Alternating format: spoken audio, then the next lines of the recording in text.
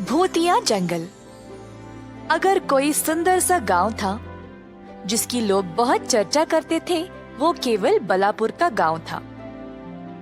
पर इस गांव तक पहुंचने के लिए सिर्फ दो रास्ते थे, एक नदी से और एक जंगल के बीच से। बलापुर के गांव में बाहर से ज्यादा व्यापार नहीं होता था, तो रजोल नामक एक आदमी गांव में बहुत सारी चीजें लाता था बेचने के लिए दुगने दाम पर। गांव के लोगों के पास और कोई रास्ता नहीं था, क्योंकि वहाँ और कोई व्यापार नहीं करता था। कोई ये नहीं सोचता था कि यह कहाँ से चीजें लाता था, और सब अनदेखा करके उसी से खरीद लेते थे। कई दिन बीत गए और रजोल का भतीजा पर्वत उसके साथ काम करने बलापुर की ओर जा रहा था। रास्ते में तेज आंधी और तूफान की वजह से उसकी सवारी कई घंटों तक फंसी पड़ी थी।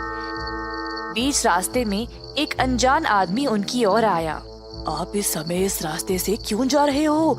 यहाँ भूत और प्रेत आत्माएं होती है। इस रास्ते से जाने की कोई हिम्मत नहीं करता। इसी वक्त पीछे मुड़ जाओ और वापस चले जाओ। अनजान आदमी ऐसा बोलकर पर पर्वत ने उसकी बातों पर ध्यान नहीं दिया। वह घने जंगल के रास्ते से ही चलता रहा।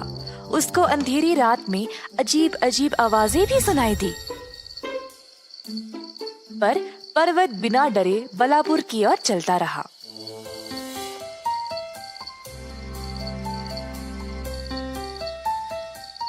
जब वह बलापुर पहुंचा, सब लोग उससे पूछने लगे कि वह इतनी रात को जंगल को पार कैसे किया।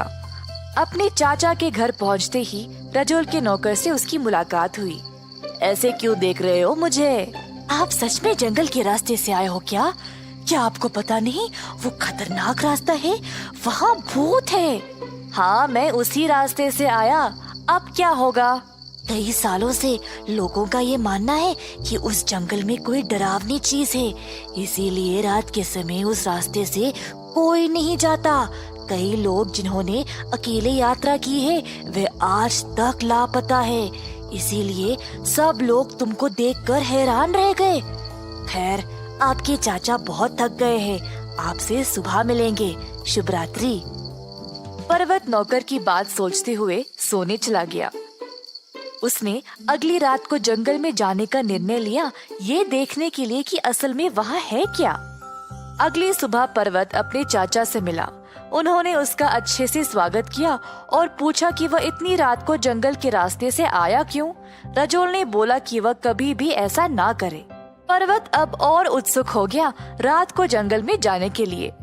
हुई रात और पर्वत गया जंगल में, जहाँ पर उसको फिर से डरावनी और अजीब आवाजें सुनाई दे रही थी। आवाजों का पीछा करते करते वह एक पेड़ के पास पहुँचा। पर्वत पेड़ के ऊपर चढ़ गया आसपास देखने के लिए। अचानक से उसने 4 आदमियों को सीधे चलते हुए देखा। एक आदमी संदूक उठाए आवाजें करते चल रहा था और बाकी के 3 बोरियां ले चल रहे थे। पर्वत चोरी छुपे उनका पीछा करने लगा और देखा कि ये आदमी फल, लकड़ी और कुछ सामान लिए जा रहे थे। पर्वत सोचने लगा कि यह आदमी जानबूझकर ऐसी आवाजें क्यों निकाल रहा था, और उनका पीछा करना जारी रखा।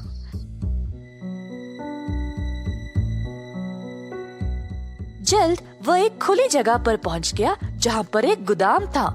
आदमियों ने सारा सामान इधर उतार दिया, पर उधर केवल 4 नहीं, बहुत सारे लोग काम कर रहे थे। अचानक से उसने अपने ही चाचा रजोल को देखा। रजोल आदमियों को आदेश दे रहा था और सारे काम को संभाल रहा था। रजोल के निकलने के बाद पर्वत ने धीरे से एक आदमी को अपने पास खींचा और चुप रहने को बोला। उस आदमी से पूछताछ करने पर पर्वत को पता चला कि जो आदमी लापता हुए वे सब यही थे। रजोल ने इन आदमियों को लापता किया और अपने फायदे के लिए उनसे काम करवा रहा था। उनको धमकी देकर जंगल में ही रख रहा था और गांव में उसने सबको बोला है कि इस जंगल में भूत और प्रेत आत्माएं हैं, ताकि इस गांव में और कोई न आए उसका कारोबार खराब करने। उस कारीगर की मदद से पर्वत ने सबको इकट्ठा किया और उनको बलापुर वापस ले गया। फिर सबके सामने उसने साबित किया कि उसका चाचा धोखेबाज है। गांव के लोग रजोल को पकड़ ले आए और उसको कठोर दंड दिया गया। पर्वत ने लोगों को समझाया कि गांव के लिए जरूरत की चीजें जंगल में ही मिल जाएंगे और अब गांव खुशहाल रहेगा। पर्वत ने अब इस कारोबार की जिम्मेदारी ले ली और उसको ईमानदारी से चलाने लगा।